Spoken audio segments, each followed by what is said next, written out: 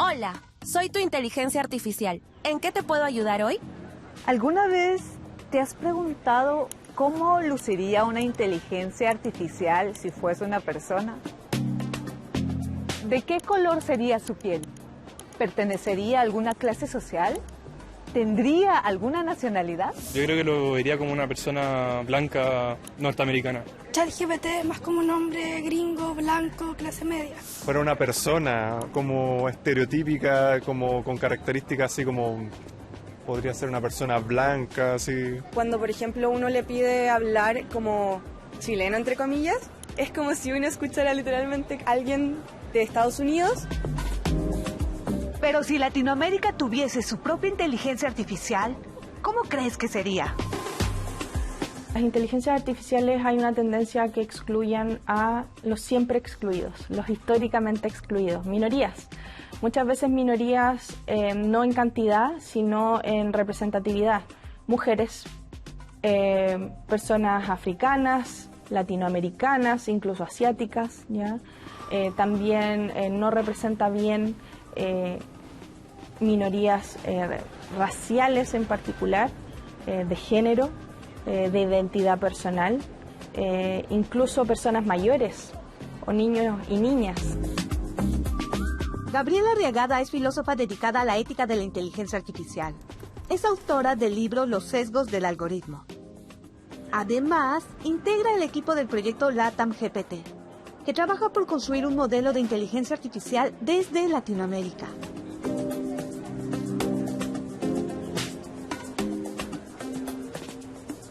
Gabriela, tú hablas sobre los modelos de lenguaje. ¿Qué son y qué relación tienen con la inteligencia artificial? Los modelos de lenguaje se basan en el procesamiento del lenguaje natural.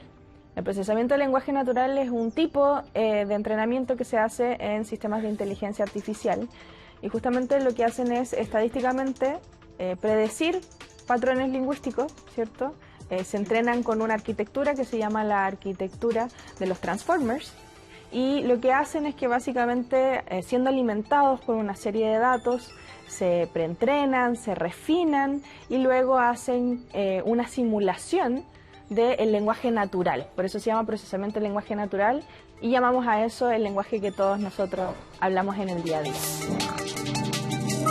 Estos modelos de lenguaje, ¿dónde los entrenan principalmente? Bueno, la verdad es que los grandes modelos abiertos o los que son más populares hoy en día tenemos por cierto OpenAI, que es una empresa privada alojada en Estados Unidos. Tenemos también a Claude, que es de Anthropic, que también es una empresa privada. Tenemos también a su contendor en China, que es DeepSeek, que es entrenado fundamentalmente dentro de ese país.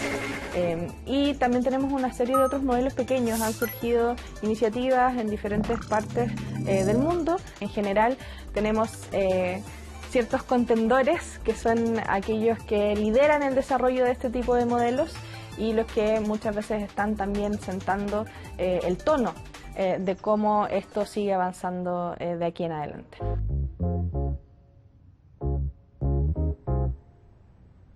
Hoy en día, cuando tenemos inteligencias artificiales que de alguna manera generan una representación muy general de este estereotipo, de esta persona que tiene poder, que tiene un privilegio, que viene desde una cultura que no necesariamente es la mía, está generando también distorsiones en cómo nosotros entendemos nuestros propios procesos sociales. Hay un fenómeno que a mí no deja de llamarme la atención y es que muchas veces yo veo a niños, niñas y adolescentes que adoptan acentos neutralizados del español dentro de Latinoamérica. Porque ven mucho contenido en YouTube, en redes sociales, que usan un acento neutralizado para tener más seguidores. En teoría esto no debería tener nada de malo. El problema es cuando dejan ese acento y no reconocen en sí mismos el país del que vienen, los modismos, nuestra manera de hablar, cómo usábamos también lenguas originarias para referirnos a cosas afectuosas. En Chile, por ejemplo, decimos nanay, que tiene que ver con cierto hacer un cariño, y eso viene de nuestros lenguajes indígenas y eso se pierde cuando estandarizamos toda esta cultura. Hoy el español representa apenas el 4% de los datos con que se entrenan estos sistemas de inteligencia artificial. El portugués, apenas el 2%. Durante décadas, la realidad latinoamericana fue un margen para todos los datos en tecnología. ¿Qué tipo de sesgos podemos identificar al momento de usar una inteligencia artificial? Por la forma en que hoy día las técnicas actuales permiten crear una inteligencia artificial, requieren de alimentarla con datos. La inteligencia artificial requiere muchos datos para poder acercarse hasta cierto punto al conocimiento que nosotros tenemos. ¿Y esa ausencia de datos qué provocaría, por ejemplo, al momento de yo buscar una nacionalidad? Existe un desbalance entre ciertos grupos. Hay ciertas nacionalidades que están más representadas que otras, ciertos idiomas que están más representados en Internet que otros, ciertas profesiones, y también hay asociaciones entre algunas profesiones y algún género, por ejemplo.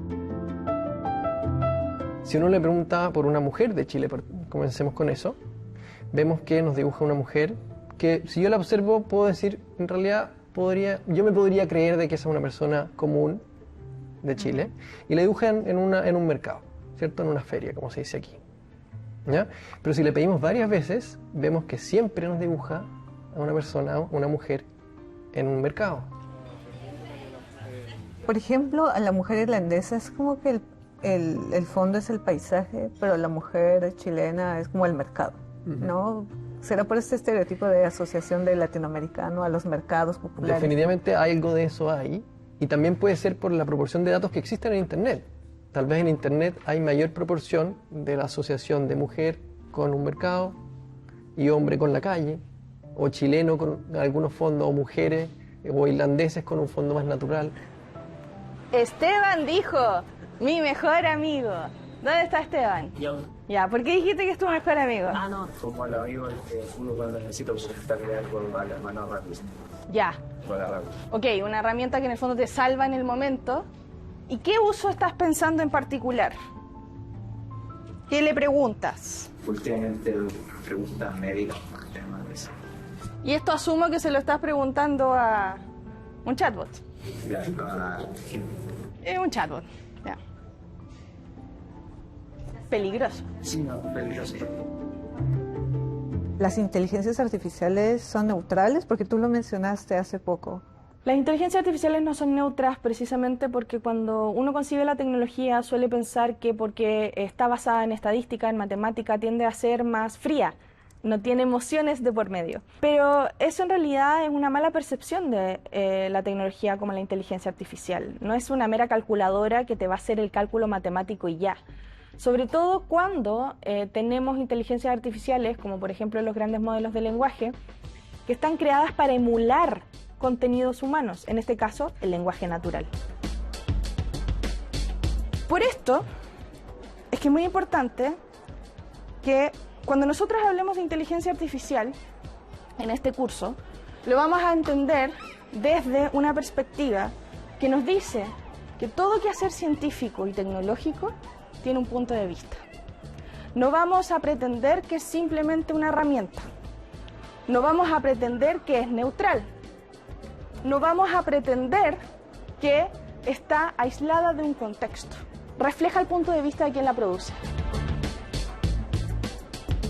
Muchos de estos proyectos que yo he visto, algunos en los cuales he sido partícipe y otros que han hecho diversos colegas en Latinoamérica, buscan generar esos datos, digitalizar nuestra historia para poder eventualmente entrenar modelos que sean capaces de decir quiénes fueron, en qué contexto histórico estuvieron y por qué es tan importante conocerlos. Creo que es una reivindicación del conocimiento de nuestra propia historia.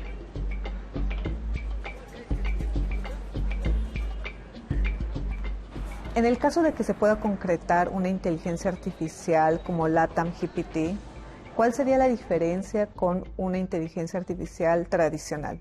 Una inteligencia artificial latinoamericana para mí es una que pueda justamente mostrar esas sutilezas, que no caiga en estereotipos, que no caiga en una universalización del problema, sino que sea capaz de integrar estos conocimientos y decir, estas son las propuestas desde Latinoamérica, que tenga la versatilidad para poder operar para cada una de nosotros y nosotras.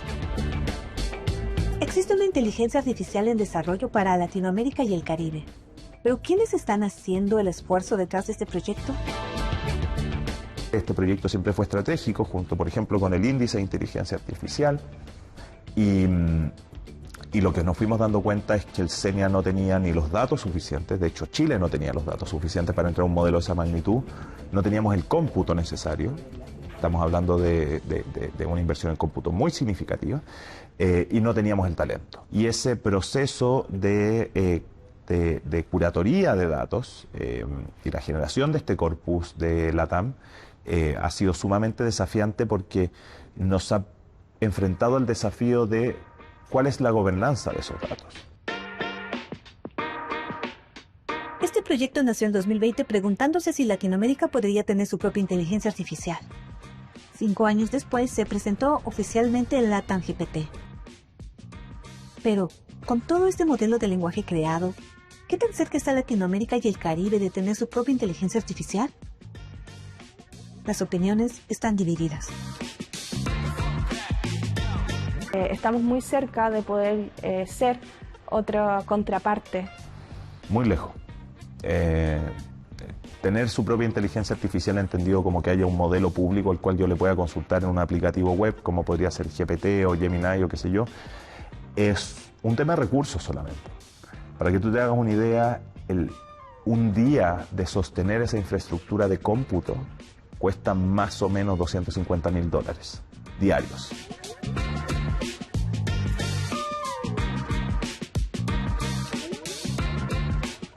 Yo creo que estamos cerca de poder generar conocimientos suficientes que nos lleven a una independencia y soberanía, ¿cierto?, digital, pero no entendida como una soberanía digital absoluta. Yo creo que esas ambiciones también pueden a veces nublarnos la vista y no ver que los avances que hemos hecho hasta ahora son efectivamente grandes avances para nuestros contextos, para nuestras capacidades, y por eso yo creo que pensar la inteligencia artificial desde Latinoamérica ya es una realidad, y yo creo que, siendo optimista, estamos muy cerca de poder ser otra contraparte, otro líder en esta discusión y desarrollo científico y tecnológico. ¿Cómo nos garantizamos que esto en verdad no fuese un modelo sesgado hacia los chilenos? ¿Cómo garantizamos que este no fuese un modelo sesgado hacia los brasileños, que tienen muchos datos de Brasil, mucho más que de Chile, o hacia los colombianos? ¿Y cómo garantizábamos que países como República Dominicana, Trinidad y Tobago, Panamá, Costa Rica, que tienen menos texto, menos datos por un tema de escala, tuviesen una representación en lo que significa la cultura latinoamericana? Y esa reflexión y los mecanismos técnicos para lograr eso es parte del mérito de Gabriela en el proyecto. Estamos cerca. Por primera vez hay modelos de lenguaje entrenados desde contextos latinoamericanos. Pero también estamos lejos. Gran parte de la infraestructura que sostiene esos datos pertenece a empresas internacionales. El continente aloja servidores que no controla.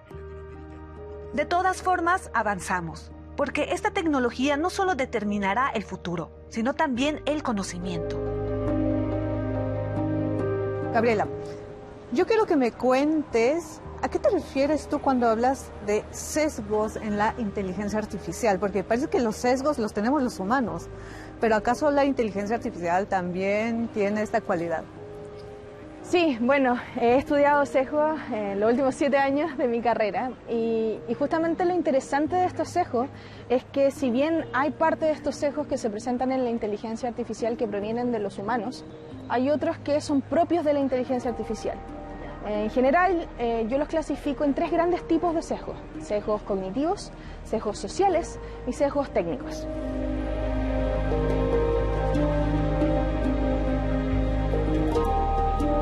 Los sesgos sociales son aquellos que nosotros pensamos cuando, por ejemplo, vemos prejuicios en la sociedad, injusticias que se reflejan en nuestros datos, se reflejan en que, por ejemplo, hay diferencias de acceso a la educación o a la salud, y eso va a estar inmerso en esos datos de entrenamiento que puede tener la inteligencia artificial.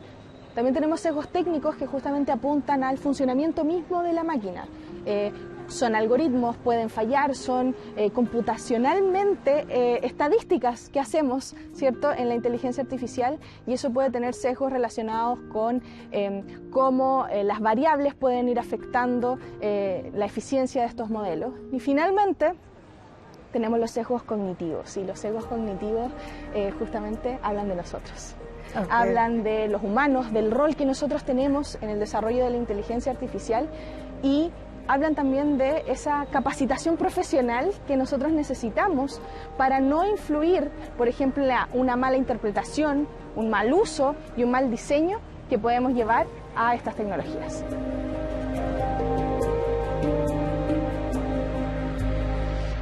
¿Alguna vez tu inteligencia artificial favorita te ha mentido sobre algún dato? Una vez le pedí citas de un libro como de 600 páginas de ciencia y me dio una falsa. Yo le dije como, oh, esta cita no existe. Y me dijo así como, oh, sí, perdón, es que quería darte una idea buena, como una cuestión así. Como, oh, quería darte un resumen. Y ahí como que empecé como a desconfiar más. Eso fue hace varios años. Quizás ahora ya no hace eso.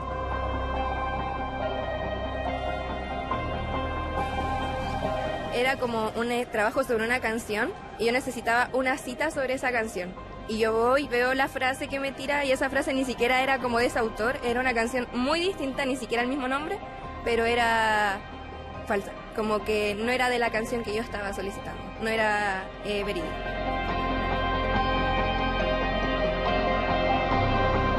Por ejemplo, tú buscas información y te da, en escrito por ejemplo, siempre te manda en fuentes de inglés. Siempre te manda para inglés. Entonces es más complicado para nosotros que somos de Latinoamérica buscar información, porque siempre son de Estados Unidos o de Alemania. Entonces no es más complicado para nosotros buscar cosas que sean de fuente viable para nosotros.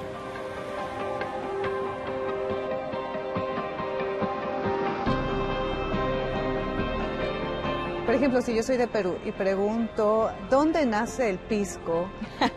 Y tú eres de Chile y pones ¿de dónde nace el pisco? Una inteligencia artificial me daría una información diferente a mí y otra información diferente a ti. ¿O de qué depende? Existiría la probabilidad de que eso sucediera, pero todo va a depender de cómo ha sido entrenado ese modelo, ¿ya? Existe una probabilidad de que si el modelo está constantemente actualizándose, se ha refinado, ya hay también un constante proceso evaluativo que inicialmente, por ejemplo, hubiese tomado solo datos de Internet y si coincidentemente tomó más datos de peruanos, probablemente diría que el pisco es peruano. Ahora, una buena inteligencia artificial, un buen modelo, ¿qué haría? Nos mostraría que hay dos historias, que hay dos narrativas, que hay dos perspectivas y que hay buenas razones para decir que el pisco es tanto chileno como peruano. Ah.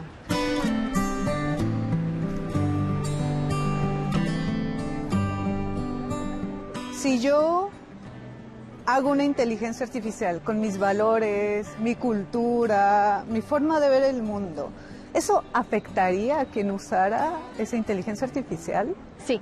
De hecho, es muy común pensar que una tecnología como las inteligencias artificiales, que por cierto existen muchas, de alguna manera neutralizan o estandarizan. Sin embargo, nosotros también tenemos una capacidad de integrar valores en la tecnología, ¿ya?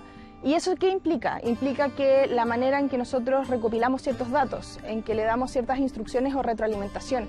Cuando uno entrena una inteligencia artificial, uno hace constantemente un esfuerzo por retroalimentarle comportamiento, por decirle esta categorización está bien y esta no está tan bien.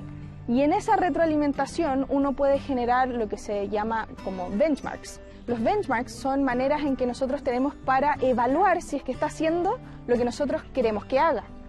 Y eso implica que vamos a tener necesariamente una postura valórica. Es decir, yo voy a priorizar y le voy a decir a la máquina, quiero que des este tipo de respuesta, quiero que utilices este tipo de lenguaje, quiero que te entrenes con estos datos. Esas siguen siendo decisiones humanas y esos valores se van a ver reflejados en su funcionamiento y por lo tanto los usuarios también van a experimentar esa visión valórica.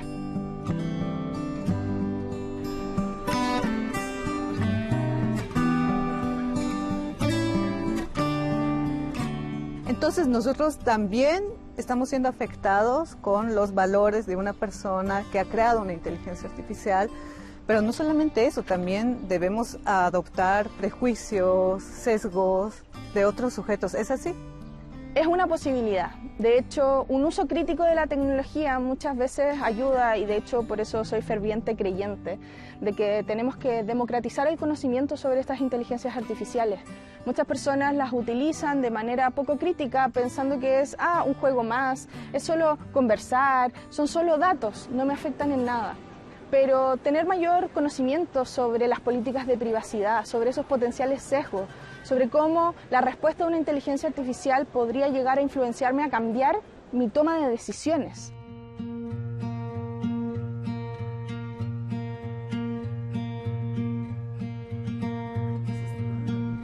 Cuando tú hablas de ética de la inteligencia artificial, ¿a qué te refieres? ¿A las personas que consumen la inteligencia artificial o a las personas que programan estas herramientas tecnológicas? La ética de la inteligencia artificial aplica a todos y todas. Aplica a quienes desarrollan la inteligencia artificial, quienes la diseñan, quienes la implementan, quienes la usan e incluso quienes legislan y la gobiernan.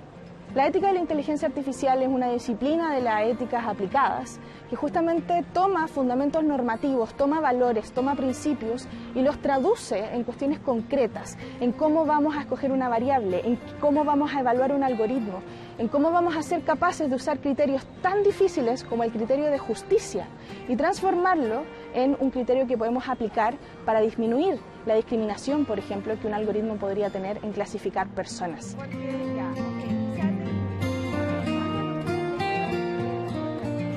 En el caso de los modelos de lenguaje, los modelos tienden a priorizar fluidez sobre precisión.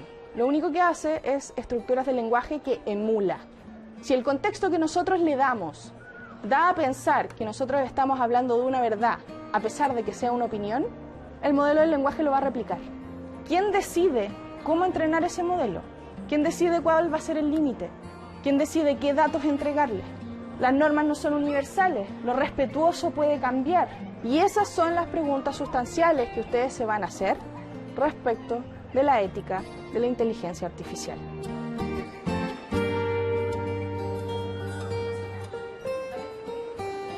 ¿En algún momento tú has experimentado que tu inteligencia artificial habitual te haya mentido o sobre algún dato que tú solicitaste?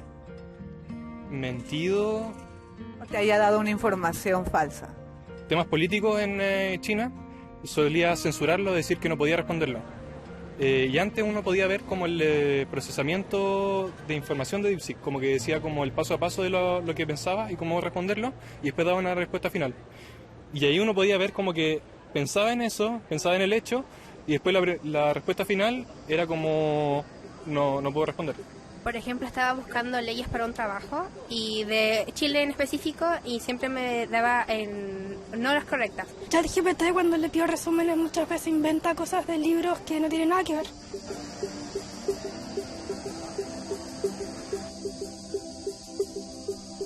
Gabriela Arriagada es parte de quienes decidieron que Latinoamérica no puede seguir siendo espectadora de una revolución que otros diseñan. Gabriela nos enseña que debemos preguntarnos: ¿quién decide cómo funciona una inteligencia artificial? ¿Quiénes quedan fuera? ¿Y a qué versión de nosotros nos va a reflejar?